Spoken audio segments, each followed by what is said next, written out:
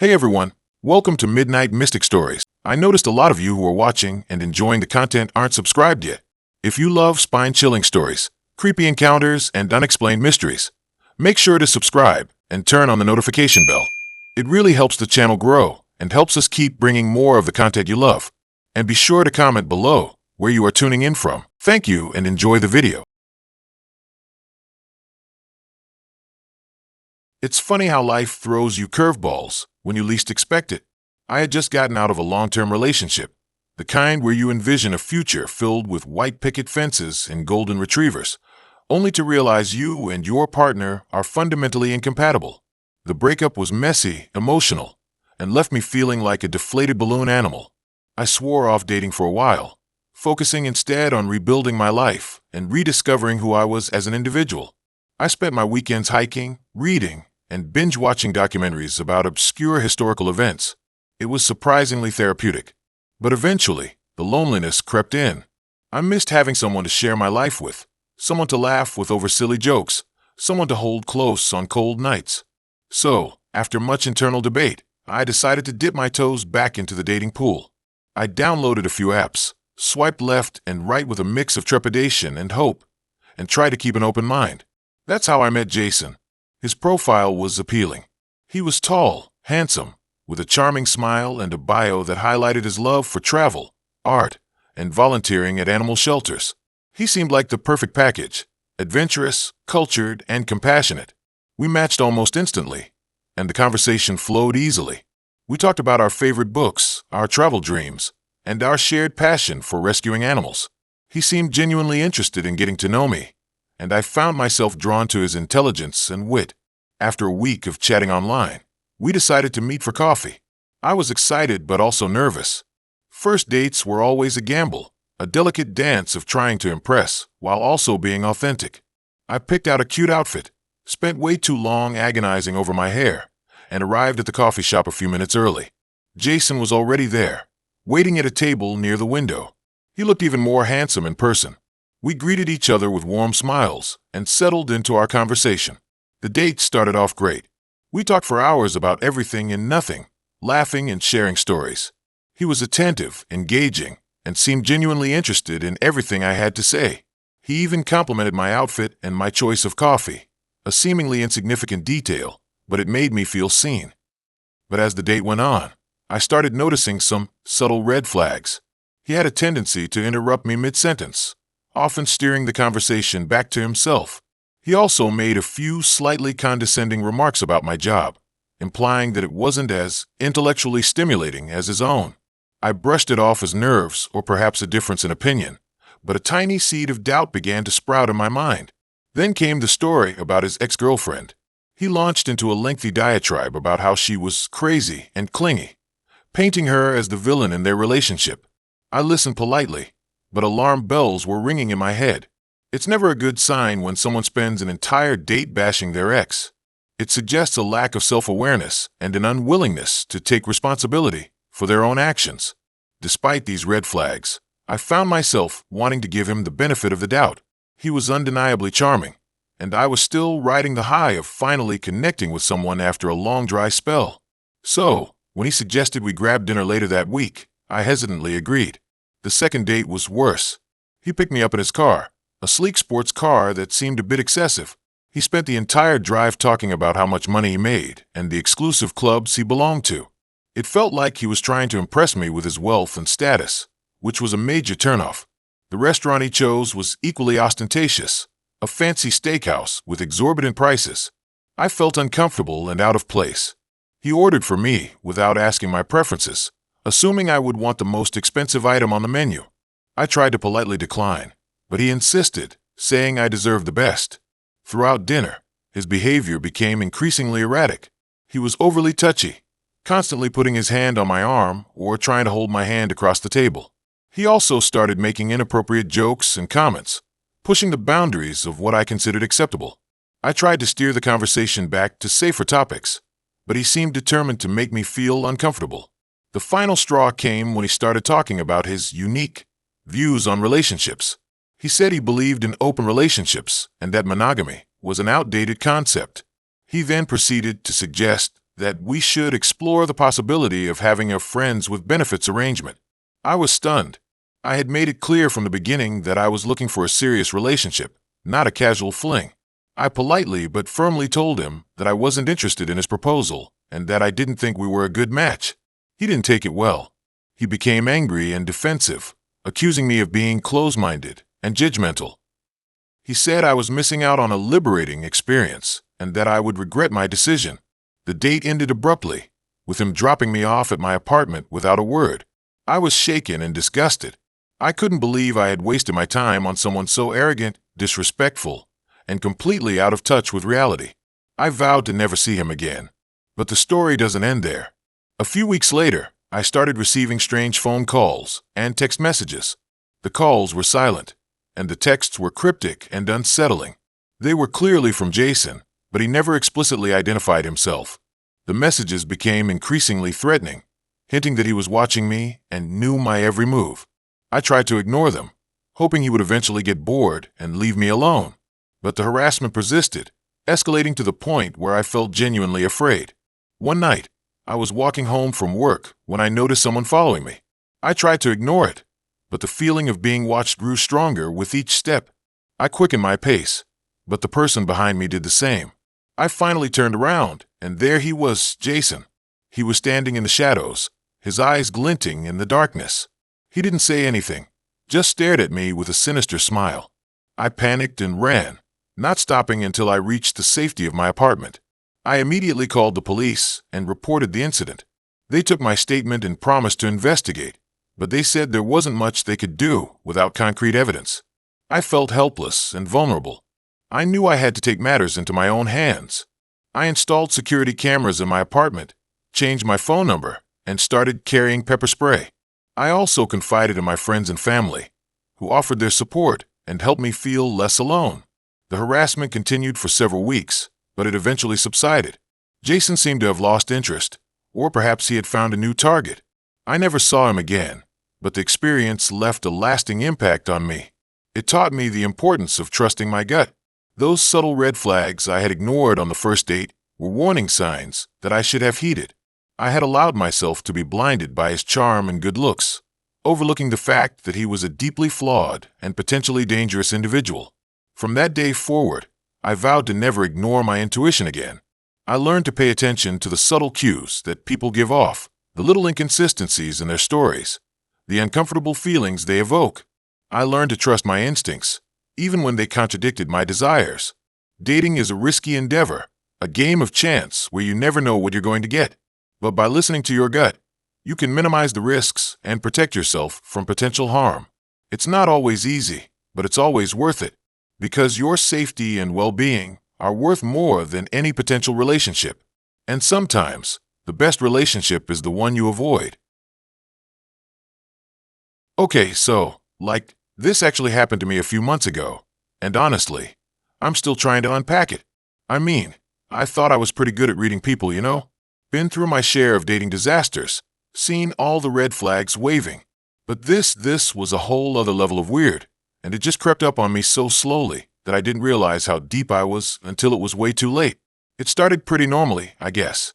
I'd been single for, a year after a messy breakup, and my friend were all nagging me to get back out there. I'm not a huge fan of dating apps, but I caved and downloaded Hinge because it seemed a little less intense than Tinder. I matched with a guy named Alex. He seemed normal, attractive, decent job, liked hiking and obscure indie movies, basically my type. We chatted for a week or so, and the conversations were actually pretty good. He was funny, smart, and seemed genuinely interested in getting to know me. Not just the usual, "What do you do?" small talk. He asked about my passions, my fears, my weirdest childhood memories. It was refreshing. So, we decided to meet up for drinks. He suggested this cozy little bar in my neighborhood that I'd always wanted to try. He was even better in person. Tall, dark hair, a great smile. We talked for hours, and I felt this weird sense of connection, like I'd known him for years. Looking back, that should have been my first clue. It's never that easy, right? Anyway, the date went great. We kissed goodnight, and I felt this little flutter of excitement. Maybe this was it, I thought. Maybe I'd finally found someone who wasn't a complete train wreck. We went on a few more dates over the next couple of weeks, hiking, movies, trying new restaurants. Each time, I felt myself falling harder. He was attentive, thoughtful, and seemed to genuinely care about my happiness. He remembered little details I'd mentioned in passing, surprised me with thoughtful gifts, and always made me feel like I was the only girl in the world. It was intoxicating. Then things started to get intense. It started subtly. He wanted to spend every waking moment with me. If I had plans with friends, he'd act a little disappointed, try to guilt me into canceling. At first, I thought it was just because he really liked me, but it started to feel suffocating. I'm an introvert. I need my alone time to recharge. But he couldn't seem to understand that. He also started getting weirdly possessive. He'd ask me about my past relationships, wanting to know every detail, every mistake I'd made. He'd grill me about my male friends, even the ones he knew I'd known since childhood. It was like he was trying to erase any trace of my life before him. The compliments also started to feel off. He'd tell me I was perfect, that I was the only person who truly understood him, that we were meant to be together.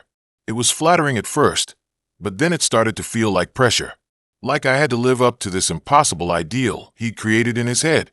I tried to talk to him about it, to explain that I needed space and that I wasn't ready for such intense commitment. But he wouldn't listen. He'd get defensive, tell me I was pushing him away, that I didn't really care about him. It was exhausting. I felt like I was constantly walking on eggshells, trying not to upset him. Then came the incident that really freaked me out. I went out for drinks with my girlfriends one night, and I didn't tell Alex. I know I should have. But I just needed one night where I didn't have to worry about him, where I could just relax and be myself. I turned my phone off for a few hours so I could actually enjoy myself. When I finally turned it back on, I had, 20 missed calls and a string of increasingly frantic text messages from Alex. He was accusing me of ignoring him, of lying to him, of cheating on him. He said he was worried sick and that he'd been driving around all night looking for me. I was horrified. I called him back immediately, trying to explain that I was just out with my friends and that I was fine. But he wouldn't listen. He kept yelling, accusing me of being a terrible person. It was the first time I'd ever heard him raise his voice, and it scared the crap out of me. I hung up on him and burst into tears. My friends tried to comfort me, but I couldn't shake this feeling of dread. I knew something was seriously wrong. The next day, I decided to end things. I met him at a coffee shop and tried to explain, calmly and rationally, that we weren't a good fit and that I needed to move on. He didn't take it well. He started crying, begging me to give him another chance. He said he'd change, that he'd be better. He promised he'd give me all the space I needed. He said he couldn't live without me. I stood my ground, telling him that it was over. I felt terrible, but I knew it was the right thing to do. As I stood up to leave, his demeanor changed. He was not at all who I thought he was. His eyes went cold, and he said, "You'll regret this. You'll see. No one will ever love you like I do." I walked away as fast as I could, my heart pounding in my chest. That should have been the end of it, right? Wrong. Over the next few weeks, he started showing up everywhere. At my gym, at my favorite coffee shop, even outside my apartment building. He never approached me, never said anything. He just watched. I started getting anonymous phone calls in the middle of the night. No one would say anything, but I could hear heavy breathing on the other end. Then came the emails. Long, rambling messages filled with accusations, apologies, and declarations of love. He knew things about me that I'd never told him, things I'd only shared with my closest friends. It was like he was inside my head. I was terrified. I felt like I was being stalked, like I was losing my mind. I called the police, but they said there wasn't much they could do unless he actually threatened me or physically harmed me. I started sleeping with a baseball bat next to my bed. I changed my phone number, blocked him on all social media, and started taking different routes to work. I felt like I was living in a horror movie. Then one day, it all stopped. The phone calls, the emails, the sightings, everything just vanished. It was like he'd disappeared off the face of the earth. I was relieved, of course, but also still on edge. I couldn't shake the feeling that he was still out there, watching, waiting. A few weeks later, I ran into one of Alex's friends from college. I knew this guy because I saw him when we were dating. We talked for a little bit, and he casually mentioned that Alex had moved away. He said Alex had gotten a new job in another state and that he was starting over. I was relieved, but also a little creeped out. It was like he'd just packed up his life and vanished, without a trace. I haven't heard from him since. I don't know where he is, what he's doing, or if he's still thinking about me. And honestly, I don't want to know. This experience completely changed my perspective on dating. I'm way more cautious now, way more aware of the red flags. I take things slow, and I trust my gut. If something feels off, I don't ignore it. I run. And honestly, I'm not sure if I'll ever fully trust anyone again. But I'm working on it. I'm focusing on myself, on my friends, and on building a life that's not dependent on anyone else. I guess the moral of the story is to be careful out there. Dating can be fun, but it can also be dangerous. Trust your instincts, and don't ignore the red flags, no matter how charming someone might seem. Because sometimes, the person you think you know is actually a complete stranger. And sometimes, the love of your life is actually your worst nightmare. Looking back, yeah, the red flags were practically waving like a parade. I was just so blinded by, well, something I guess. Validation, loneliness, the promise of a connection that felt a little bit too perfect, a little bit too fast. I don't know, but I ignored them one by one until I was so deep in it, I couldn't even see the shore anymore. It all started on Hinge, you know, the app that's supposedly designed to be deleted. Ironically, it was where I met Mark, the guy who almost deleted me. His profile was curated. That's the nicest way I can put it. He had a professional headshot, a picture of him hiking a mountain, looked suspiciously photoshopped, and a bio that read, "Looking for my partner in crime, someone who's as ambitious and adventurous as I am." Ambitious and adventurous are two words I'd use to describe myself. So I swiped right. We matched instantly, and he messaged me within seconds. That should have been red flag number one, but I was flattered.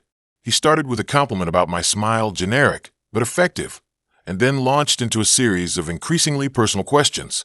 He wanted to know about my career goals, my deepest fears, and what I was looking for in a relationship, all in the first hour. It felt intense, but also intoxicating. Like he was really seeing me, something I hadn't felt in a long time. We talked for hours that first night, and every night after that. He was charming, intelligent, and seemed genuinely interested in everything I had to say. He mirrored my interests, praised my accomplishments, and made me feel like I was the most amazing woman in the world. It was classic love bombing. I know that now. But at the time, I was just basking in the attention. He was also elusive. He never wanted to talk on the phone, always preferring to text or message. He was vague about his job, only saying that he worked in finance and traveled a lot. He never posted on social media, claiming he was too busy and didn't need the validation. These were all excuses, of course, but I bought them hook, line, and sinker. After a week of intense messaging, he finally suggested we meet in person. He chose a fancy restaurant downtown, one that was way out of my budget. I should have said no, but I didn't want to seem unappreciative. I convinced myself that he was just trying to impress me. The dinner was strange. He was even more charming in person, but also more controlling. He ordered for me without asking, steered the conversation in the direction he wanted, and subtly criticized my opinions when they differed from his. He also spent a lot of time on his phone, claiming he was dealing with a work emergency. It was like he was putting on a show for me, but his attention was always elsewhere. Despite my reservations, I was still drawn to him. He had this magnetic quality, this ability to make me feel like I was the only person in the room, even when he was ignoring me. And he was hot, let's be honest. Tall, dark, and handsome, with a piercing gaze that made my knees weak. We ended up back at his apartment that night. It was sleek and modern, with floor-to-ceiling windows overlooking the city. It looked like something out of a magazine, but it also felt sterile, like no one actually lived there.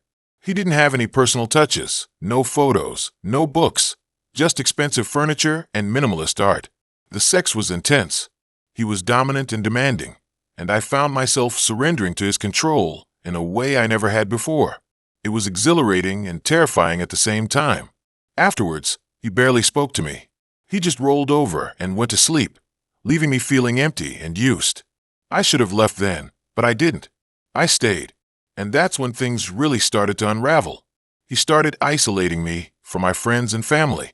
He'd complain whenever I made plans with them, saying that I wasn't spending enough time with him. He'd subtly undermine my relationships, pointing out flaws in my friends' personalities or questioning my family's motives. He wanted me all to himself. He became increasingly jealous and possessive. He'd constantly check my phone, interrogate me about my whereabouts, and accuse me of flirting with other men. He didn't want me talking to my male friends, and he was constantly insecure when I was with anyone but him. I started to walk on eggshells, afraid of triggering his anger. His mood swings were unpredictable. One minute he'd be showering me with affection. The next he'd be cold and distant, punishing me for some perceived slight. He'd gaslight me, twist my words, and make me question my own sanity. He'd tell me I was being too sensitive or overreacting when I tried to express my feelings. He made me feel crazy. He started controlling my finances. He convinced me to quit my job, saying that he could take care of me. He wanted me to be his woman, and he hated that I had my own income. Soon, he was monitoring my spending, criticizing my purchases, and demanding to know where all my money was going. I had to ask him for money just to buy groceries. He was incredibly critical. Nothing I did was ever good enough. He'd constantly nitpick my appearance, my clothes, my cooking, my everything.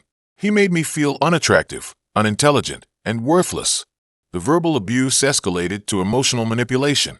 He'd threaten to leave me, tell me I was nothing without him, and make me feel like I was lucky to have him. He convinced me that no one else would ever love me. He chipped away at my self-esteem until I was a shell of my former self. One night, he got drunk and physically aggressive. He didn't hit me, but he grabbed my arm hard enough to leave a bruise. He screamed at me, called me names, and threw things around the apartment. I was terrified. I finally realized that I was in an abusive relationship. It took me months to admit it to myself, but I knew I had to get out. I was trapped, isolated, and completely under his control. I started making a plan. I secretly contacted my best friend, Sarah, and told her everything. She was horrified and immediately offered to help me escape. I started saving money, hiding it in a secret place. I packed a bag with essential items and kept it hidden in my car. One day, when Mark was at work, Sarah came to my apartment. We packed up my belongings, loaded them into her car, and drove away. I didn't leave a note. I didn't say goodbye. I just disappeared. It was the hardest thing I've ever done, but it was also the best. I was finally free. The aftermath was brutal.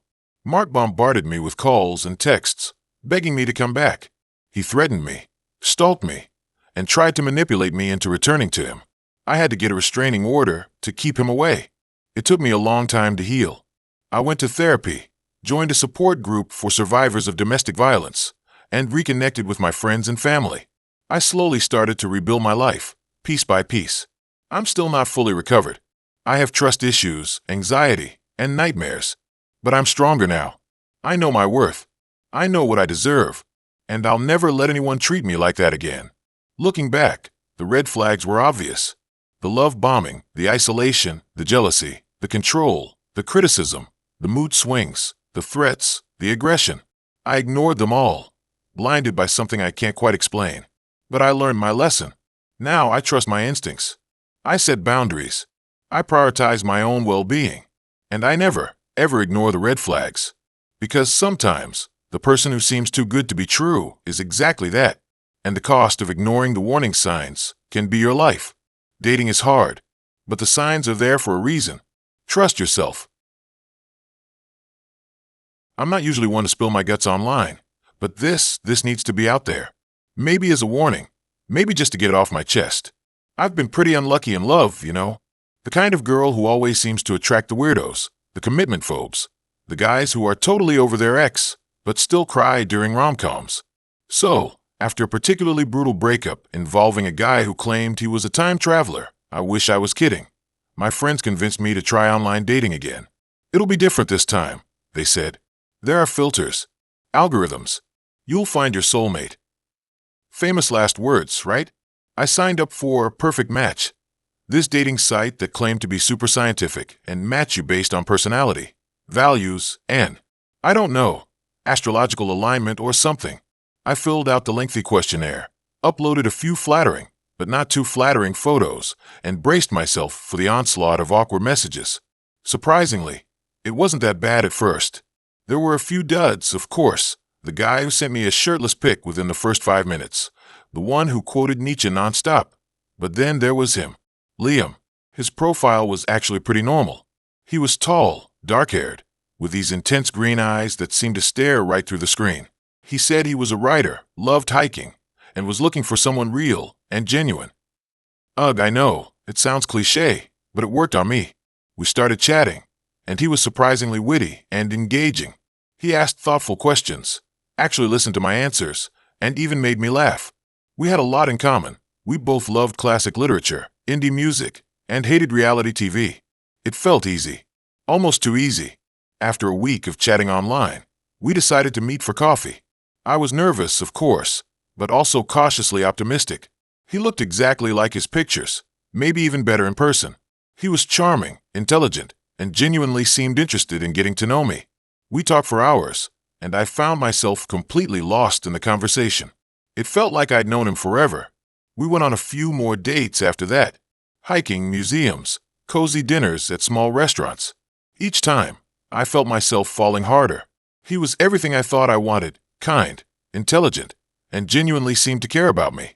He was a bit intense, maybe, always wanting to know what I was thinking and feeling, but I chalked it up to him being a writer and, therefore, naturally introspective. Then things started to get weird. It started subtly. He'd show up at my apartment unexpectedly, just to say hi. He'd call me late at night, just to hear my voice. He started mirroring my interests, suddenly claiming to love obscure French films and experimental jazz, even though I'd never mentioned them before. It was flattering at first, like he was trying to impress me, but then it started to feel off, like he was trying too hard to be someone I'd like. One night, we were at my place, watching a movie. I went to the kitchen to grab some popcorn, and when I came back, he was standing by my bookshelf, staring intently at my journals. "Oh, sorry," he said, a little too quickly.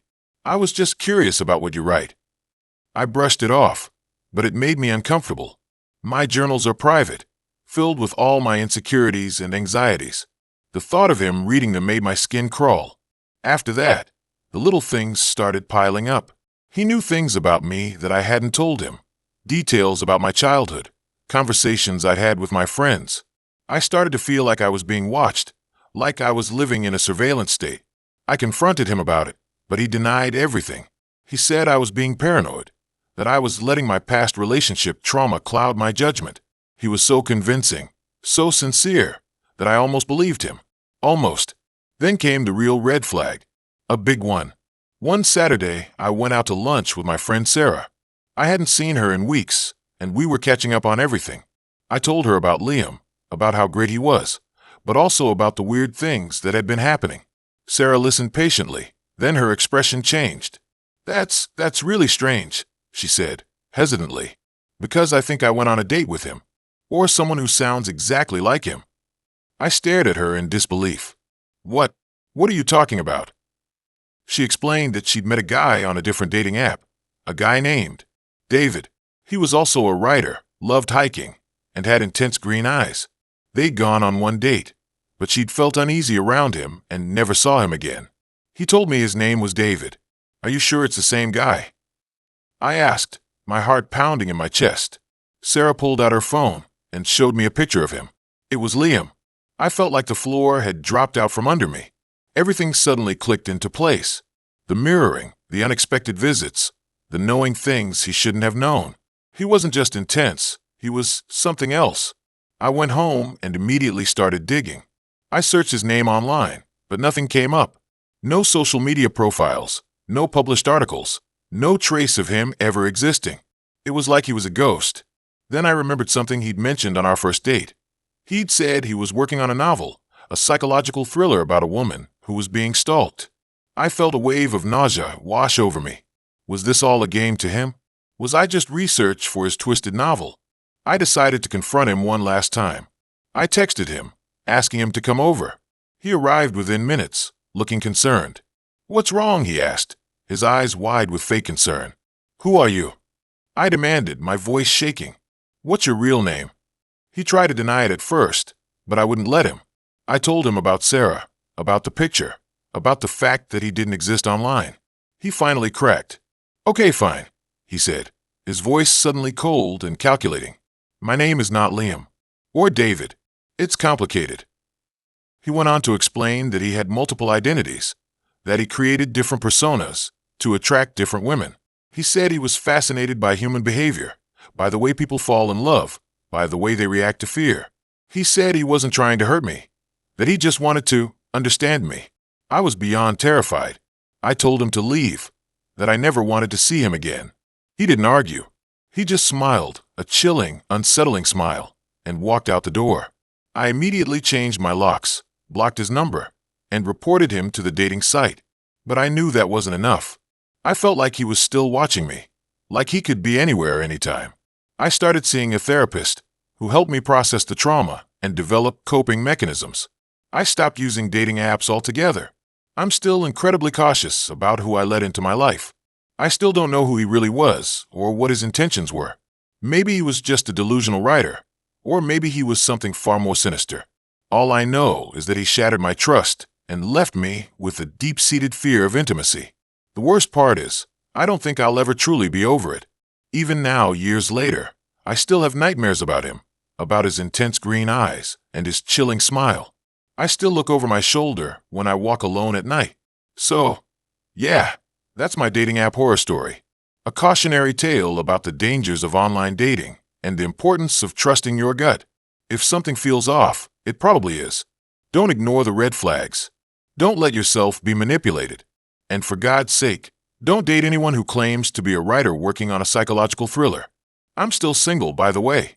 And honestly, I'm okay with that.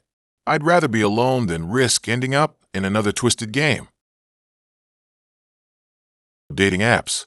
I swore them off years ago, but you know how it goes. You get lonely, your friends hype you up, and before you know it, you're swiping again, convincing yourself that this time it'll be different, that this time you won't run into another guy who's emotionally unavailable, a pathological liar, or, actively terrifying. I'm usually pretty good at spotting the red flags early on. I've been through enough dating disasters to have a decent radar. But Liam was different. He was like a masterclass in disguise, a wolf in the most charming sheep's clothing imaginable. It started innocently enough on Hinge. His profile was refreshingly normal. No shirtless gym selfies, no fishing pictures, no cliché travel shots. Just a few genuine-looking photos of him laughing with friends, playing guitar, and one artsy black and white photo that made him look like he belonged in a Wes Anderson film. His bio was witty and self-deprecating, referencing his love for obscure indie bands and his inability to keep plants alive. It was all very appealing. We matched, and the conversation flowed easily. He was intelligent, funny, and genuinely interested in what I had to say. He asked thoughtful questions about my work, my hobbies, and my family. He remembered details from our previous conversations and brought them up later. It felt like he was actually listening to me, which, sadly, is a rarity in the dating world. After a week of texting, we decided to meet for coffee. He suggested a cozy little bookstore cafe in my neighborhood. He was even more attractive in person.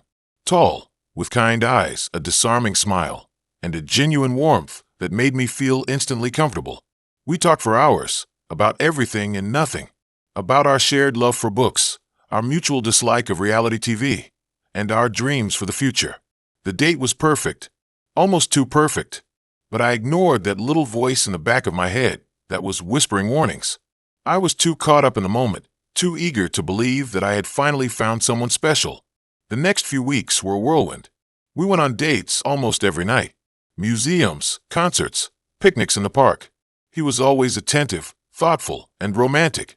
He brought me flowers, wrote me handwritten notes, and surprised me with little gifts. He introduced me to his friends, who were all equally charming and welcoming. He seemed genuinely invested in building a real connection with me. I fell hard and I fell fast. Looking back, there were subtle red flags that I missed or dismissed at the time. He was always a bit vague about his past. He never talked about his family, and when I asked, he would brush it off with a vague, "It's complicated." He also had a tendency to be overly possessive. He wanted to know where I was, who I was with, and what I was doing at all times. At first, I chalked it up to him being genuinely interested in my life, but it soon started to feel suffocating. Then there was the incident with my ex. My ex-boyfriend, Mark, texted me out of the blue one night, just to say hi and see how I was doing. It was a harmless message, But Liam saw it when I left my phone unattended for a minute. He flew into a rage. He accused me of still being in love with Mark, of leading him on, of not being trustworthy. I tried to explain that it was just a friendly message, that I had no feelings for Mark anymore, but he wouldn't listen. He stormed out of my apartment, slamming the door behind him. I was shaken, but I chalked it up to a momentary lapse in judgment. I convinced myself that he was just insecure, that he was afraid of losing me. He apologized profusely the next day, showering me with affection and promises that it would never happen again. I wanted to believe him, so I did. But the possessiveness only intensified after that. He started showing up at my work unannounced, just to see how my day was going. He would call me constantly throughout the day, and if I didn't answer immediately, he would get angry and accusatory. He started isolating me from my friends, telling me that they were jealous of our relationship, that they didn't understand us. I knew deep down that something was wrong, but I was so emotionally invested in him that I couldn't bring myself to end things. I was blinded by love, or what I thought was love. The turning point came one Saturday night. We were at a party at one of his friends' houses. I was talking to a group of people when I noticed Liam staring at me from across the room. His eyes were dark and intense, and he had a strange, unsettling expression on his face. It was like he was looking right through me. Later that night, after we had left the party, he confronted me. He accused me of flirting with another guy. I tried to deny it, but he wouldn't listen. He grabbed my arm, his grip tightening painfully. "You're mine," he hissed. "You belong to me." I was terrified. I had never seen him like this before. I managed to pull away from him and ran back to my apartment. I locked the door behind me and didn't sleep a wink that night. The next morning, I knew I had to end things. I packed his things and left them outside my door with a note telling him that it was over. I changed my phone number, blocked him on all social media, and told my friends and family what had happened. I thought that would be the end of it. I was wrong. For weeks, I lived in a state of constant fear. I kept looking over my shoulder, convinced that he was watching me. I started having nightmares, waking up in a cold sweat, convinced that he was in my apartment. One night, I came home from work and found my door unlocked. My heart leaped into my throat. I cautiously entered my apartment, my hand shaking as I reached for the light switch. Liam was sitting on my couch, waiting for me. I screamed. He lunged at me, grabbing my arm and pulling me towards him. "I told you you're mine," he said, his voice low and menacing. "You can't get rid of me that easily." I fought back with all my might, kicking and screaming. I managed to break free from his grip and ran towards the door. He grabbed me again, tackling me to the ground. We struggled on the floor, fighting for control. I managed to kick him in the groin, and he momentarily released his grip. I scrambled to my feet and ran out of the apartment, screaming for help. Luckily, a neighbor heard my screams and called the police. Liam was arrested and charged with assault and stalking. He pleaded guilty and was sentenced to several years in prison. I thought that would be the end of my nightmare. But even now, years later, I still feel the effects of what happened. I have trouble trusting people, especially men. I'm always on edge, always waiting for something bad to happen. I still have nightmares about Liam, about him breaking into my apartment, about him hurting me. I've been in therapy for years, trying to heal from the trauma. It's a slow and painful process, but I'm making progress. I'm learning to trust my instincts again, to set boundaries, and to prioritize my own safety and well-being. Dating apps are great, but I learned my lesson. Trust your gut. If something feels off, even if you can't explain why, walk away. It's better to be alone than to be with someone who makes you feel unsafe or uncomfortable. It's not worth the risk. I should have trusted my instincts when Mark showed up to our first date, wearing a full suit to a casual coffee shop. I mean, who does that? I chalked it up to maybe he had an important meeting beforehand, or maybe he just really liked dressing up. I was trying to be open-minded. After all, his online profile was charming, witty, and he seemed genuinely interested in getting to know me. His messages were thoughtful, not just the generic "hey" or "WYD" that I was so used to.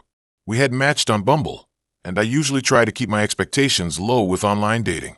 I had my fair share of awkward encounters and ghostings, so I went into this date with the "let's see what happens" attitude. But there was something about Mark that sparked my interest. He seemed different. The coffee shop date started off okay. He was polite, held the door open, and asked about my day. He even remembered some of the things I had mentioned in our messages, which was a nice touch. But as the conversation went on, I started noticing little things that made me uneasy. First, he kept interrupting me. Every time I started to tell a story, he would jump in with a related anecdote of his own, often making it about himself. It felt like he wasn't really listening, just waiting for his turn to talk. Then, there were the compliments. At first, they were flattering. He told me I had a beautiful smile and that he loved my sense of humor. But they quickly became excessive and started to feel insincere. He was laying it on so thick that it felt like he was trying too hard to impress me. But the biggest red flag was his controlling behavior. He kept trying to dictate the conversation, steering it towards topics that he wanted to talk about. He also tried to control my actions, telling me what I should order and how I should drink my coffee. It was subtle, but definitely there. Despite these red flags, I still tried to give him the benefit of the doubt. Maybe he was just nervous, I thought. Maybe he was just trying to make a good impression. I wanted to believe that there was something genuine underneath the surface. After the coffee date, he insisted on walking me to my car. As we walked, he started talking about our next date. He had already planned out an elaborate evening, complete with a fancy dinner and a show. I told him that I appreciated the thought, but I wanted to take things slow. He didn't seem to understand. "But I already made reservations," he said, his voice tinged with irritation. "I went to a lot of trouble to plan this." I reiterated that I wasn't ready for something so formal and that I preferred to keep things casual for the time being. He huffed and said, "Fine, but you're missing out." That's when I should have ended things right there. I should have trusted my gut and recognized that this guy was a walking red flag. But I didn't. I was still clinging to the hope that he was just a little awkward and that things would get better once we got to know each other. So, I agreed to a second date. A more casual one, I insisted. We went for a walk in the park. It was a beautiful day, and I thought maybe being in a more relaxed setting would help him loosen up. I was wrong. He spent the entire walk complaining. He complained about his job, his family, his ex-girlfriends, even the weather. It was like he had a never-ending list of grievances, and he was determined to share them all with me. He also kept making inappropriate comments. He made remarks about other women in the park, commenting on their appearance in a way that made me deeply uncomfortable. He also started talking about his sex life, which was way too much information for a second date. By the end of the walk, I was completely drained. I couldn't wait to get away from him. As we reached my car, he tried to kiss me. I turned my head, and he ended up kissing my cheek. "I had a great time," he said, grinning. "We should do this again soon." I forced a smile and said, "Yeah, maybe." As soon as I got in my car, I texted him and told him that I wasn't feeling a connection and that I didn't think we should see each other again. He responded with a barrage of angry messages, calling me names and accusing me of leading him on.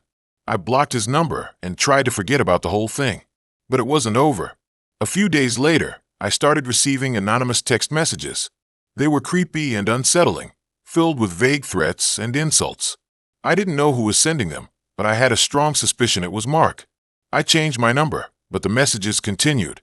They started appearing on my social media accounts, in my email inbox, even on my voicemail. It was relentless. I was terrified. I felt like I was being stalked. I started avoiding going out alone, and I installed a security system in my apartment. I was constantly looking over my shoulder, afraid of who might be watching me. Finally, I went to the police. I showed them the messages and told them about Mark. They took my report seriously, but they said there wasn't much they could do unless he made a direct threat or physically harmed me. The messages continued for weeks. Then one day they stopped. I don't know why. Maybe he got bored, or maybe he found another target. Whatever the reason, I was incredibly relieved. But the experience left me scarred. I became distrustful of men and hesitant to date. It took me a long time to feel safe again. Even now, years later, I still have moments of anxiety when I think about what happened. Looking back, I know that I should have trusted my instincts from the very beginning. Mark showed me who he was on that first date, and I chose to ignore the red flags. I wanted to believe that he was a good person, that he was just a little awkward, that things would get better. But I was wrong. Sometimes, the warning signs are there for a reason. Sometimes, your gut is telling you something important. And sometimes, the best thing you can do is listen to it, even if it means walking away from someone who seems promising on the surface. Because in the end, Your safety and well-being are more important than anything else. I learned a valuable lesson about online dating, about trusting my instincts, and about the importance of setting boundaries. And while I regret what happened, I also know that it made me stronger and more resilient. I will never ignore those red flags again. I now stick to people I meet organically through my friends and workplace. Online dating is far too unreliable and dangerous. It also feels much more rewarding to have a connection to the person before even meeting them. The old-school route is safer and more fulfilling. It's a long road to recover from these experiences. A lot of therapy and self-affirmation is required. Dating is not for everyone, and many things are more important. The key to happiness is figuring out what you want, not what others want for you. Dating is scary, but it can be a very rewarding experience if you do it the right way. Be safe, be smart, and be sure to trust yourself. I always considered myself a pretty rational person. I didn't believe in ghosts, conspiracy theories, or anything that couldn't be explained by logic and reason. So when I started feeling like I was being watched, I chalked it up to stress, lack of sleep, and maybe a little too much true crime. But then things started escalating, and I realized it wasn't just paranoia. It was something much more sinister, and it all started with a dating app. I had been single for a while after a messy breakup, and my friends convinced me to try online dating. I was hesitant at first, but I figured I had nothing to lose. I created a profile on a popular app, uploaded a few pictures, and started swiping. It was mostly a waste of time. Endless conversations that led nowhere, awkward first dates, and a general sense of disappointment. But then I matched with someone named Ethan. Ethan was different. He was handsome, intelligent, and genuinely interested in getting to know me. We talked for hours online before finally deciding to meet for coffee. The date went well, surprisingly well. We had a lot in common, and the conversation flowed easily. He was charming and attentive, and I found myself really enjoying his company. We went on a few more dates after that, and each time I felt more and more comfortable around him. It felt like I had finally found someone who truly understood me. But as I got closer to Ethan, I started noticing strange things. It started small, a feeling of being watched when I was alone, a car that seemed to follow me on my way home from work, a sense that someone was always just outside my apartment. I tried to dismiss it as my imagination running wild, but the feeling persisted.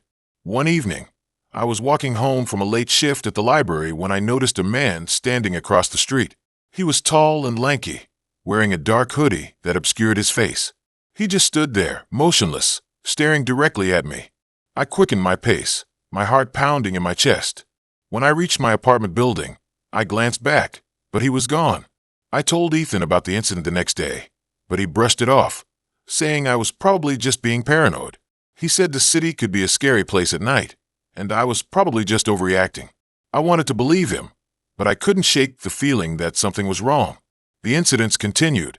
I started finding small objects out of place in my apartment.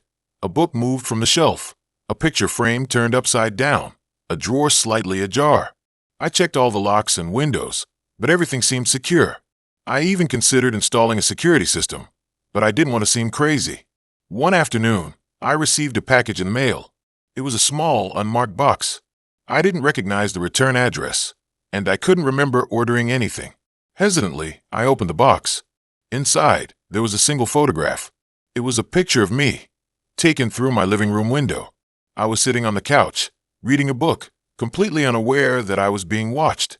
My blood ran cold. This wasn't just paranoia anymore. Someone was actively watching me, stalking me. I immediately called the police and reported the incident. They took the photograph as evidence and promised to investigate, but they warned me that it would be difficult to find the culprit without more information. I was terrified. I didn't know who was doing this or why, but I knew I had to protect myself. I changed all the locks on my apartment, installed a security system, and started carrying pepper spray with me everywhere I went. I also stopped seeing Ethan. I couldn't explain why, but I had a gut feeling that he was somehow involved. He kept calling and texting, asking why I was avoiding him, but I refused to answer. I told him I needed space and that I couldn't see him anymore. He seemed hurt and confused, but he eventually stopped contacting me. Weeks went by, and the incident seemed to stop. I started to relax, thinking that maybe the stalker had given up. But then, one night, I woke up to a strange noise coming from my living room. I grabbed the pepper spray from my nightstand and crept out of bed. The living room was dark, but I could see a figure standing by the window. It was the same man I had seen on the street that night, the one in the dark hoodie. He was just standing there, staring out the window, his back to me. "Who are you?" I demanded, my voice trembling. "What do you want?" The man didn't respond. He just stood there, motionless. I took a step closer, my finger on the trigger of the pepper spray. "I'm warning you," I said. "If you don't leave, I'll use this." Suddenly, the man turned around. He pulled back his hoodie, revealing his face. It was Ethan. I gasped in shock. "Ethan, what are you doing here?" He didn't say anything. He just smiled, a chilling, unsettling smile. "I've been watching you," he said softly. "I know everything about you." I couldn't believe what I was hearing. Ethan, the man I had trusted, the man I thought I loved, was my stalker. "Why?" I asked, tears streaming down my face. "Why are you doing this to me?" "Because I love you," he said. "I love you so much that I can't stand the thought of anyone else being with you." He took a step closer, and I instinctively raised the pepper spray. "Stay away from me," I said, my voice shaking. "Don't do that," he said, his eyes narrowing. "You don't want to hurt me." "I will if I have to," I said. "Just leave me alone." He hesitated for a moment, then slowly backed away. "Fine," he said, "but I'll be watching you. I'll always be watching you." He turned and walked out the door, disappearing into the night. I stood there for a long time, shaking and sobbing, trying to process what had just happened. The man I had fallen in love with was a stalker, a dangerous, obsessed man who had been watching me for weeks. I immediately called the police again and told them everything. They took Ethan into custody, and he was eventually charged with stalking and harassment. I had to testify against him in court, which was one of the most difficult things I've ever done. He was eventually found guilty and sentenced to several years in prison. I thought that would be the end of it, that I could finally move on with my life. But even now, years later, I still feel like I'm being watched. I still have nightmares about Ethan, about his chilling smile and his obsessive love. I've tried to move on, to find someone new, but it's hard to trust anyone after what happened. Every time I meet someone new, I can't help but wonder if they're hiding something, if they're secretly watching me, waiting for the right moment to reveal their true selves. I know it's not healthy to live in fear, but it's hard to shake the feeling that I'm not safe, that someone is always watching. I thought I was being paranoid, but it turned out my instincts were right, and that's the scariest part of all. Picture this. Me, fresh off a really bad breakup, convinced that the only way to get over someone is to get under someone else. Classic, right? My friends were all telling me to take time for myself, to heal, blah, blah, blah. But I was like, nah, I'm gonna download every dating app known to man and find a distraction. Enter Hinge. I always thought Tinder was too hookup-y. Bumble was too much pressure, but Hinge seemed like the Goldilocks of dating apps. You know, designed to be deleted, and all that jazz. Plus, I had a friend who actually met her husband on there, so I figured it was worth a shot. I spent an embarrassing amount of time crafting the perfect profile, choosing the right photos, and answering those stupid prompts in a way that made me seem witty, intelligent, and, most importantly, dateable. I swiped, I matched, I chatted. Most of the conversations were the same old song and dance, but then I matched with Liam. Liam was different, in a good way at first. His profile was actually thoughtful, not just a bunch of shirtless gym selfies. He seemed genuinely interested in getting to know me, asking about my hobbies, my job, my favorite books. We talked about everything and nothing for days, and the conversation flowed effortlessly. He was charming, funny, and surprisingly insightful. I actually started to feel excited about the prospect of meeting him in person. We made plans to go out for drinks at this trendy bar in my neighborhood. I even went out and bought a new dress, because, you know, gotta make a good first impression. The night of the date, I was a nervous wreck. I spent hours getting ready, second-guessing my outfit, and practicing witty things to say. I got to the bar a few minutes early and waited at the entrance, scanning the crowd for Liam. He was supposed to be tall, with dark hair and blue eyes, and have on a gray sweater. I saw him pretty quickly, and he was honestly even more attractive in person than in his photos. He was a bit lanky, though, and his voice was a bit nasally, and I had never noticed that from texting. We hugged hello, and the initial awkwardness quickly faded away. The conversation was even better in person than it had been online. We talked about our families, our travels, our dreams for the future. He was engaged and paid attention. He listened. I laughed so hard my stomach hurt. It felt like we had known each other for years. Everything was going perfectly, maybe even too perfectly. That should have been my first clue that something was off.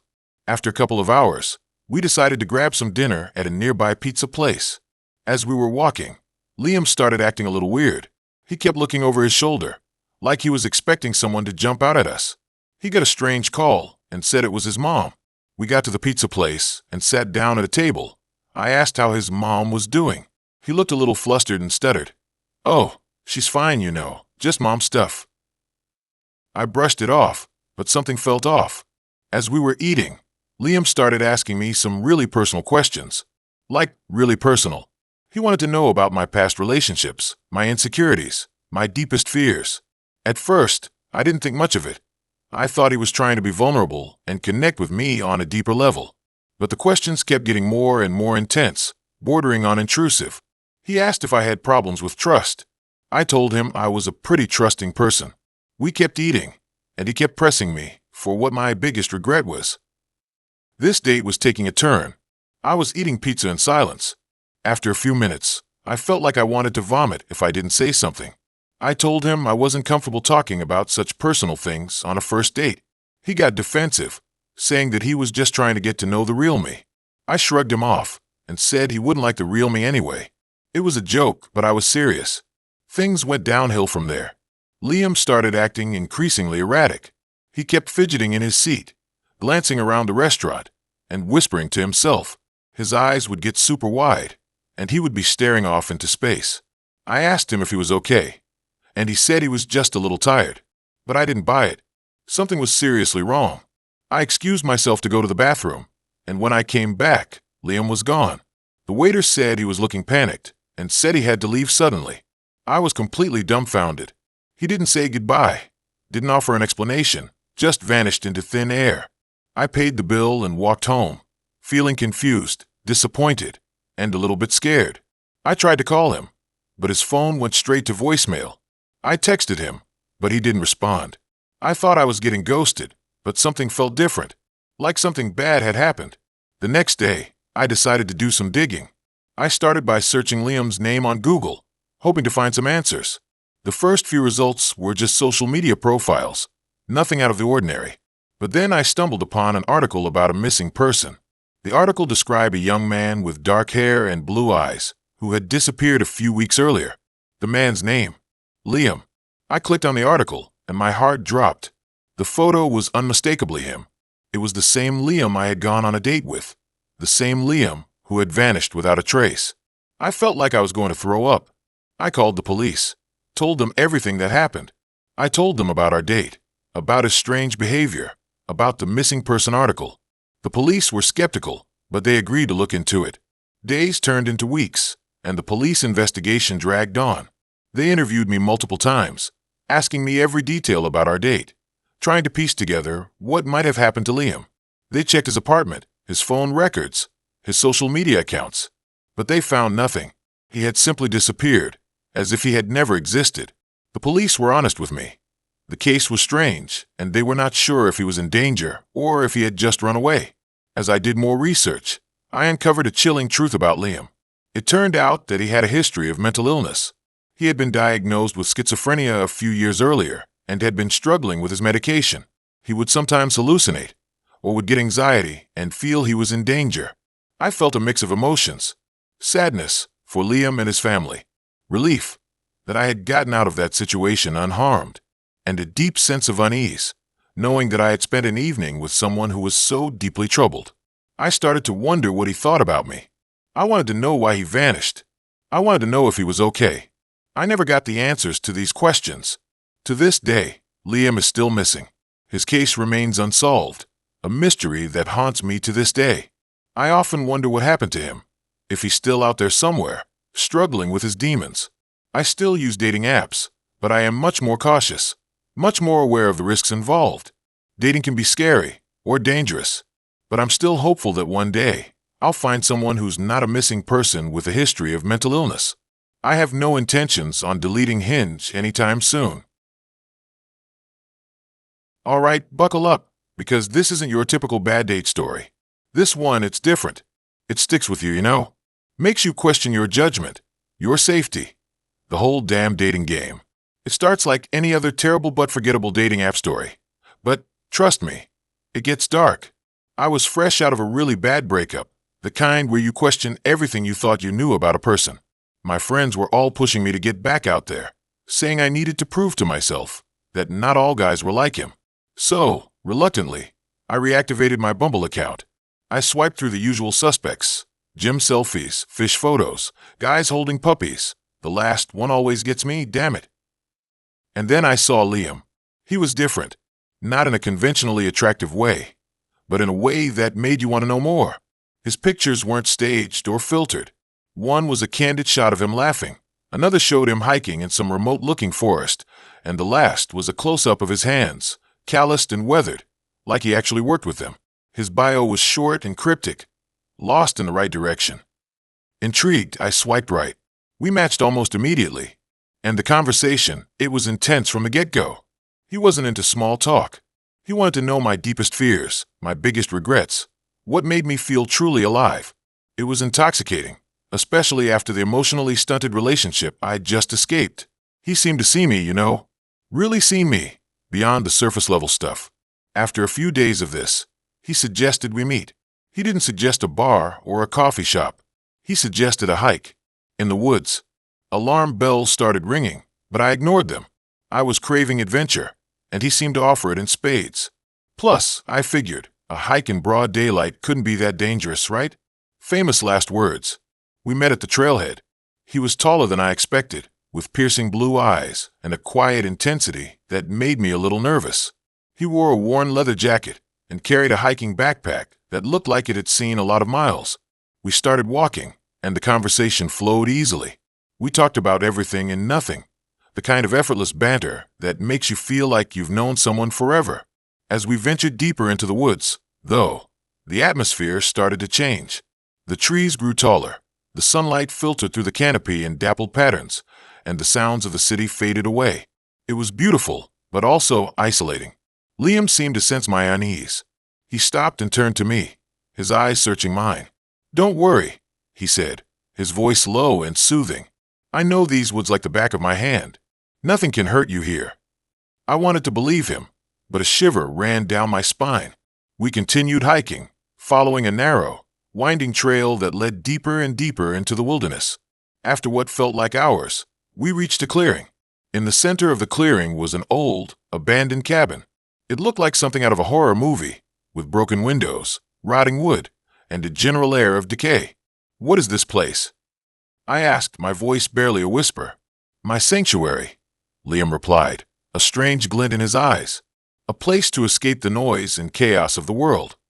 He led me inside the cabin. It was even more dilapidated than it looked from the outside.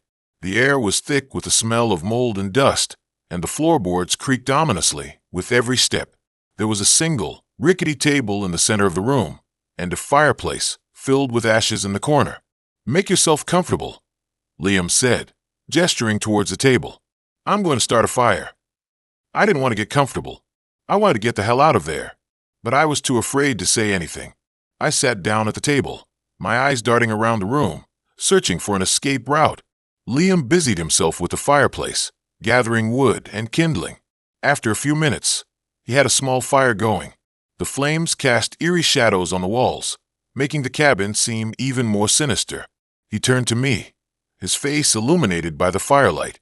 "So," he said, a strange smile playing on his lips, "tell me about your biggest regret." I hesitated. I didn't want to share my deepest, darkest secrets with this guy, especially not in this creepy cabin in the middle of nowhere.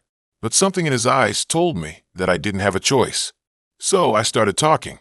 I told him about the mistakes I'd made, the opportunities I'd missed, the people I'd hurt. As I spoke, I felt a strange sense of catharsis, like I was finally unburdening myself of all the guilt and shame I'd been carrying around for so long. Liam listened intently, his eyes never leaving mine. When I was finished, he nodded slowly. "Thank you for sharing that with me," he said. "Now, I'm going to share something with you. He reached into his backpack and pulled out a small wooden box. He opened the box and held it out to me.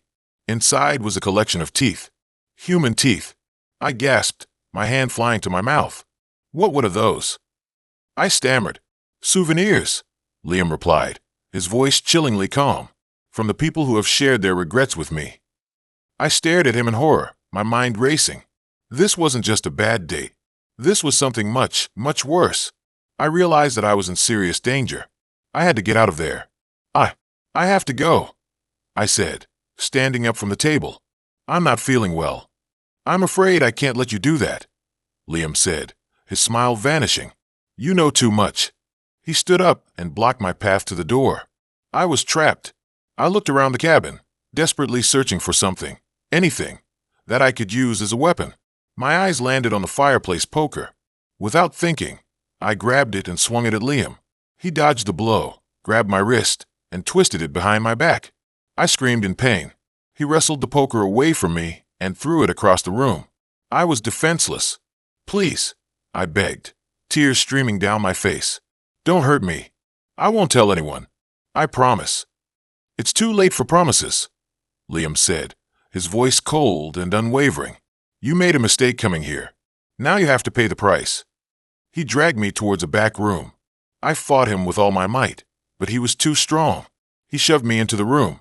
It was dark and damp, and the air was thick with the smell of decay. I could see a dirty mattress on the floor, a bucket in the corner, and chains hanging from the ceiling.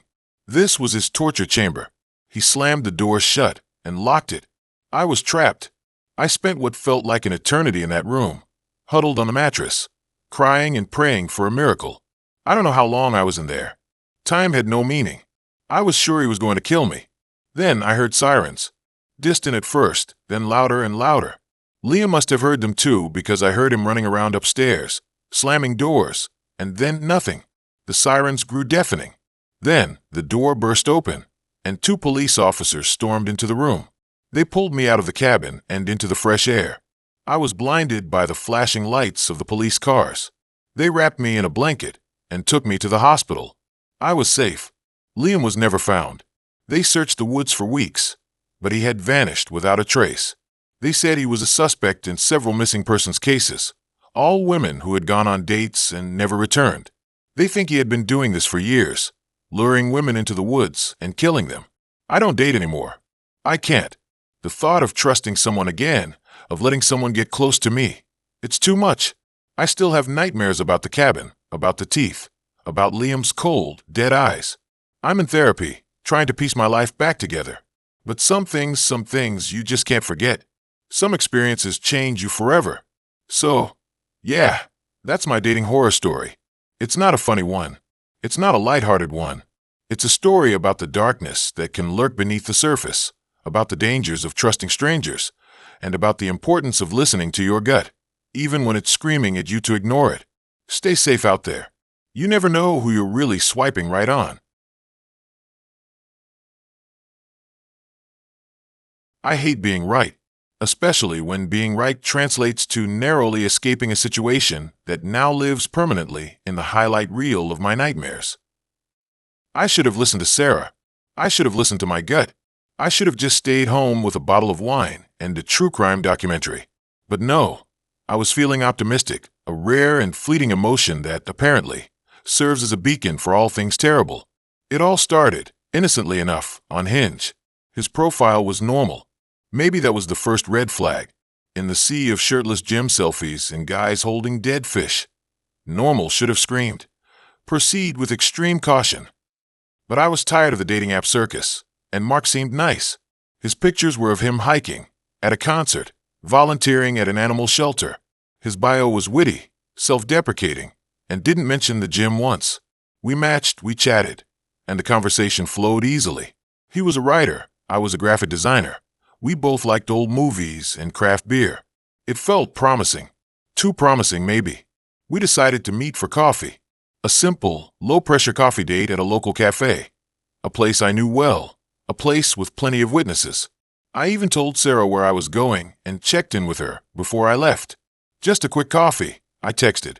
If he's a weirdo, I'm bailing after 30 minutes. Sarah, ever the voice of reason, replied. Set a timer. And send me a picture of your coffee, so I know you're alive. The cafe was bustling when I arrived. I spotted Mark sitting at a table near the window, nursing a mug. He looked different than his pictures. Not catfishing different, but softer. His jawline wasn't as defined. His eyes seemed a little watery. But he smiled when he saw me, and I figured it was just nerves. Hey, Jessica, right? He said, standing up to greet me. His voice was a little high-pitched, but again, I chalked it up to nerves. We ordered our coffees and settled into conversation. The first few minutes were fine. We talked about our jobs, our favorite movies, the usual first date small talk. But then he started asking personal questions. Really personal questions. Like, what's your biggest fear? And have you ever felt truly alone? And what's the darkest thing you've ever done? I tried to deflect, to steer the conversation towards lighter territory, but he kept pressing. He had this intense, unwavering gaze that made me feel like I was under interrogation. I started to get uncomfortable, really uncomfortable. So, you said you're a writer, I said, trying to change the subject. What kind of stuff do you write? He smiled a slow, unsettling smile. Oh, all sorts of things, he said. Stories, poems, manifestos. Manifestos? That's when my internal alarm bells started ringing. Loudly. He went on to describe his writing in vague, grandiose terms, talking about unveiling the truth and challenging the status quo. It sounded unhinged. Do you ever write about relationships? I asked, trying to gauge his reaction. His eyes narrowed. Relationships are complex, he said. They're built on lies and manipulation. People pretend to be someone they're not, just to get what they want. I didn't like where this was going. I think relationships can be beautiful and fulfilling, I said, trying to sound assertive. He laughed, a short, harsh sound. Beautiful. Fulfilling? You're delusional, he said. People are inherently selfish. They're only out for themselves. Okay, that was it. Red flag confirmed. Time to bail. Well, it was nice meeting you, Mark, I said, standing up, but I think I need to get going. He reached across the table and grabbed my wrist. Not hard, but firm enough to make me stop. Where do you think you're going? He said, his voice low and menacing. I'm leaving, I said, trying to pull my wrist away. You're not going anywhere, he said, his grip tightening. Panic flared in my chest. I looked around the cafe, hoping someone would notice, but everyone was engrossed in their own conversations. I was on my own. Let go of me, I said, my voice trembling. I don't want to cause a scene. He leaned closer, his breath hot on my face. I don't care about a scene, he whispered. I care about you understanding the truth. I struggled against his grip, but he was stronger than I expected. I started to feel claustrophobic, trapped. Please, let go of me, I begged. You're scaring me. He smiled again, that same unsettling smile. Fear is a powerful motivator, he said. It can make people do things they never thought they were capable of. That's when I snapped. I don't know where it came from, but a surge of adrenaline coursed through my veins. I yanked my wrist free and stood up, knocking over my coffee in the process. Leave me alone, I shouted, my voice echoing through the cafe. Heads turned. People stared. Mark recoiled, his eyes wide with surprise. You're making a mistake, he said. You'll regret this. I didn't wait to see what he would do next. I turned and ran, pushing my way through the crowd, out the door, and onto the street. I didn't stop running until I reached my car, my heart pounding in my chest. I fumbled with the keys, unlocked the door, and jumped inside, locking it behind me. I started the engine and peeled out of the parking lot, my hands shaking so badly I could barely grip the steering wheel. I drove straight to Sarah's apartment, tears streaming down my face. She took one look at me and knew something was wrong. I told her everything, every detail, every terrifying moment. She listened, her face growing paler with each word. You need to call the police, she said when I was finished. This guy is dangerous. I hesitated. I didn't want to get involved in a whole police investigation. I just wanted to forget it ever happened. But Sarah was right. This guy was a threat, and he needed to be stopped. I called the police and filed a report. They took it seriously, especially after I showed them Mark's Hinge profile and described his behavior. They said they would look into it. I never heard from them again. I don't know if they ever found Mark, or if he's still out there. preying on unsuspecting women. All I know is that I'll never look at online dating the same way again. I deleted all my dating apps and swore off relationships for the foreseeable future. The experience left me shaken, paranoid, and deeply distrustful of strangers. I started taking self-defense classes and carrying pepper spray. I became hyper-aware of my surroundings, constantly scanning for potential threats. I still have nightmares about Mark, about his unsettling smile and his intense, unwavering gaze. I still hear his voice in my head, whispering about lies and manipulation. I hate being right, but in this case, being right saved my life. I just hope that other women can learn from my experience and avoid the same mistake. Trust your gut. Listen to your friends. And for God's sake, stay away from anyone who uses the word manifesto on a first date. Dating is already a minefield of potential awkwardness and disappointment, but sometimes it can be downright dangerous. Be careful out there. It's a scary world, and there are people out there who are looking to exploit and harm others. Don't let yourself become a victim. Always be vigilant. Always be aware of your surroundings, and always trust your instincts. If something feels wrong, it probably is. Get out of there as soon as possible. Your safety is the most important thing. Don't be afraid to ask for help if you need it. There are people who care about you and want to protect you. Reach out to them, and don't try to deal with things on your own. The incident happened to me about 4 years ago. Even to this day, my hand will begin to tremble when I'm at a cafe. I wish I could scrub that entire year from my memory, honestly. The whole thing feels like a bad dream, like a twisted version of a rom-com where everything that could go wrong did. It started, innocently enough, with a dating app, Spark Match, I think it was called. I was newly single, feeling that familiar mix of loneliness and optimism, and figured, why not? I hadn't had much luck meeting people organically, so I decided to throw my hat into the digital ring. My profile was pretty standard. A few decent pictures, filtered admittedly. A short bio about loving hiking and bad puns, and the usual disclaimers about not being interested in hookups.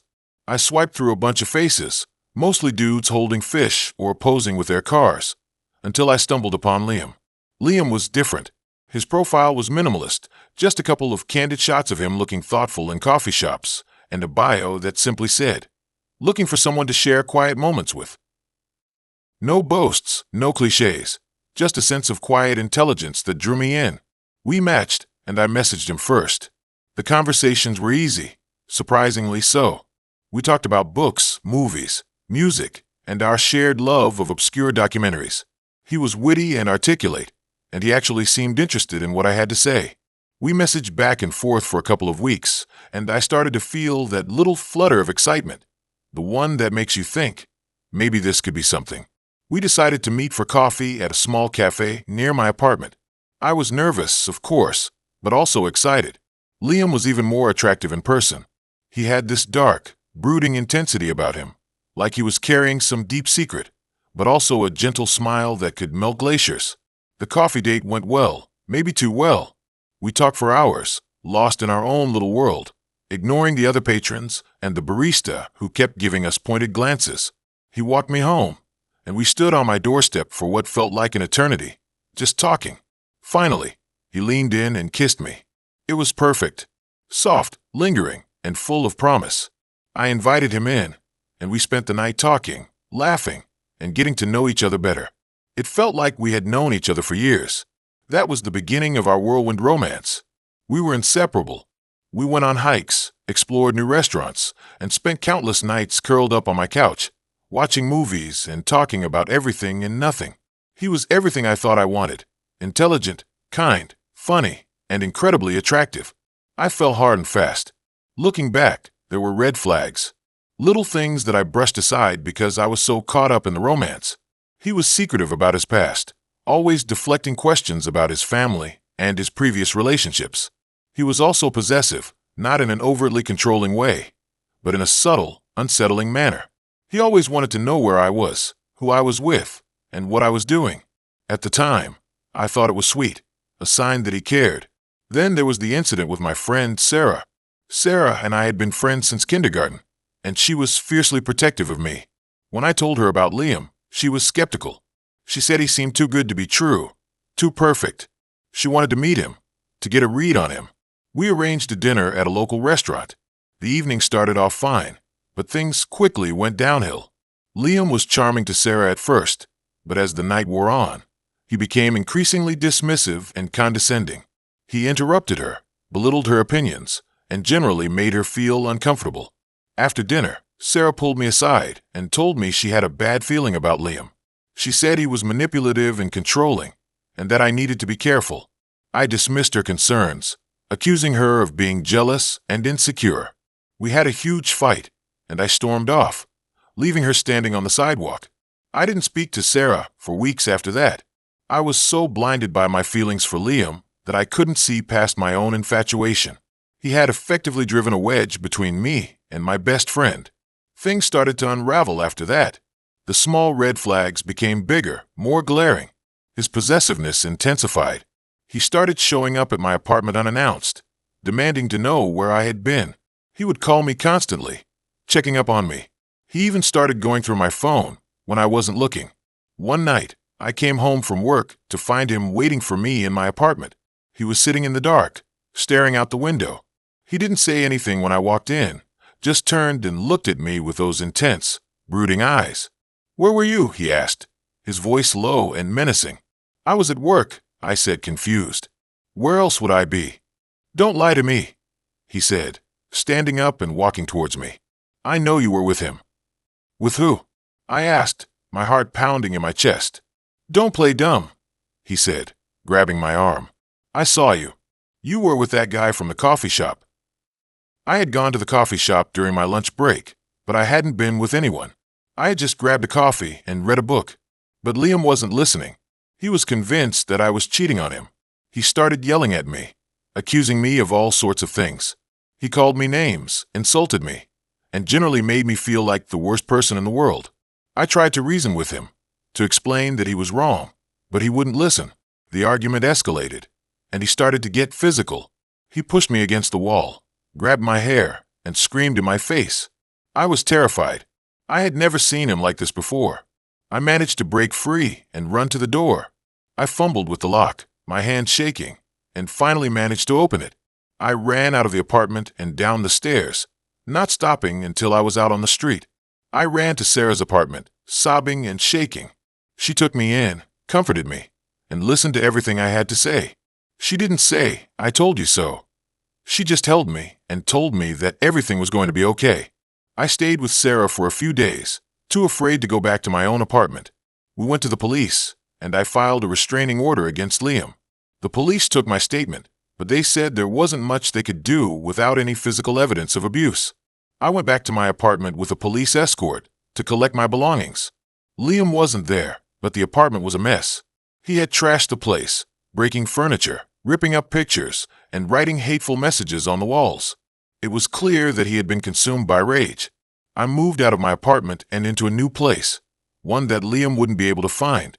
I changed my phone number, deleted my social media accounts, and basically disappeared from his life. For months, I lived in fear, constantly looking over my shoulder, afraid that Liam would find me. I had nightmares about him, waking up in a cold sweat, convinced that he was standing over me. Eventually, the fear subsided, but the trauma remained. I had been so blind, so naive, so willing to believe in the fantasy that Liam had created. I had ignored the red flags, dismissed my friend's concerns, and allowed myself to be manipulated and abused. It took a long time to heal. I went to therapy, talked to my friends and family, and slowly started to rebuild my life. I learned to trust my instincts, to set boundaries, and to recognize the signs of a toxic relationship. I eventually started dating again, but I was cautious, guarded. I was afraid of getting hurt again, of making the same mistakes. It took a while, but I eventually found someone who was kind, supportive, and genuinely cared about me. I still think about Liam sometimes, especially when I see a couple laughing together or hear a love song on the radio. I wonder where he is, what he's doing. I hope he's gotten help, that he's learned from his mistakes. But mostly, I just hope that he's not hurting anyone else. I wish I could forget what happened that year, but I know that I can't. It's a part of my story, a painful chapter that shaped me into the person I am today. I learned a valuable lesson about trust, about boundaries, and about the importance of listening to your gut. And I'm grateful for that, even though it came at a terrible price. I know that I can get through any bad experience. I know that I am strong, and I know what to look out for. To this day, I still get chills thinking about that dating app. Not Tinder or Bumble, not Hinge or OkCupid. It was some obscure one my friend Sarah swore by, something called Soulmate Searcher. I'm not usually one for those ultra-niche dating sites, but I was in a dating rut, tired of the same recycled profiles and predictable small talk. Sarah insisted it was different, that it attracted a more contemplative crowd. I figured, what did I have to lose? The setup was weird from the start. Instead of uploading photos and writing a bio, you answered a series of increasingly personal questions. Not just what are your hobbies, but what is your deepest fear? And what is the meaning of life? It felt less like creating a dating profile and more like filling out a psychological evaluation. I almost quit a few times, but Sarah kept egging me on, promising me I'd find someone amazing. Eventually, I completed the questionnaire, bracing myself for an onslaught of matches. Instead, the app presented me with only one, a guy named Elias. His profile was even more minimalist than mine. No photo, just a single sentence. Searching for someone who understands the echoes. Okay, cryptic much? But something about it intrigued me. We started messaging, and the conversations were unlike anything I'd experienced on a dating app before. Elias wasn't interested in my job, my favorite movies, or any of the usual stuff. He wanted to talk about philosophy, existentialism, and the nature of reality. He was incredibly intelligent and articulate, and he had a way of framing things that made me see the world in a completely new light. It was exhilarating. We messaged for weeks before we finally decided to meet. He suggested a small, independent bookstore in a quiet part of town. He said he liked the atmosphere, the smell of old books, the feeling of being surrounded by stories. It sounded perfect. The day of the date, I was a nervous wreck. I spent hours agonizing over what to wear, what to say, how to act. I wanted to make a good impression, but I also wanted to be myself. I arrived at the bookstore a few minutes early and wandered around, trying to calm my nerves. He walked in a few minutes later, and I immediately understood why he didn't have a photo on his profile. He wasn't conventionally attractive. He was tall and thin, with a gaunt face and piercing blue eyes. He wore a long, dark coat that seemed too heavy for the weather, and he had a way of moving that was both graceful and unsettling. But there was something undeniably compelling about him. We sat down at a small table in the back of the store and started talking, and we talked for hours.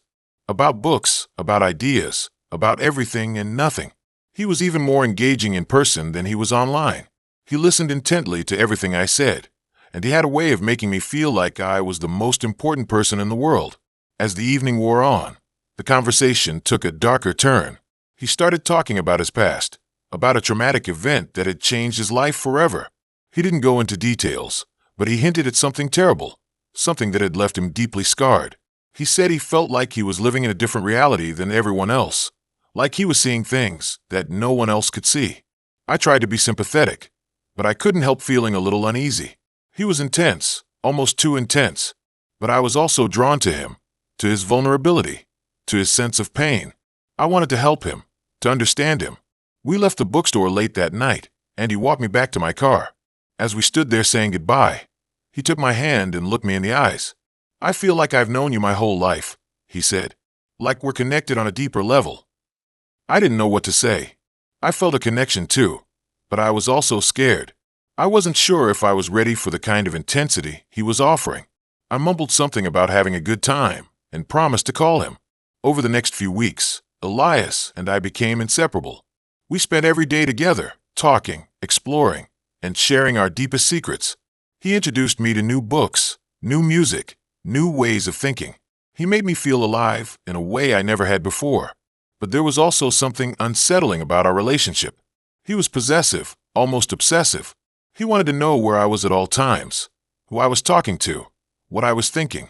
He didn't like it when I spent time with my friends or family. He wanted me all to himself. He also started talking about things that made me uncomfortable. He talked about the occult, about rituals, about the power of the mind. He said he believed in things that most people would consider crazy. He said he had a gift, a special ability to see beyond the veil of reality. One night, he took me to an abandoned warehouse on the outskirts of town. He said he wanted to show me something special. Inside, The warehouse was dark and dusty, filled with strange symbols and objects. He led me to a small room in the back, where he had set up a makeshift altar. He started chanting in a language I didn't understand. His voice grew louder and more intense, and the air in the room seemed to vibrate with energy. I was terrified. I wanted to leave, but I felt like I couldn't move. Suddenly, the lights flickered and went out. The room plunged into darkness. I screamed, but Elias just kept chanting. Then, I felt something cold and clammy touch my arm. I screamed again, louder this time. The lights flickered back on, and I saw Elias standing in front of me, his eyes glowing with an unnatural light. "Don't be afraid," he said. "I'm just trying to show you the truth." I ran. I ran as fast as I could, out of the warehouse, down the street, and back to my car. I drove home in a daze, my heart pounding in my chest. I didn't know what had just happened, but I knew I had to get away from Elias. I didn't hear from him for a few days. I was too scared to answer my phone or open my door.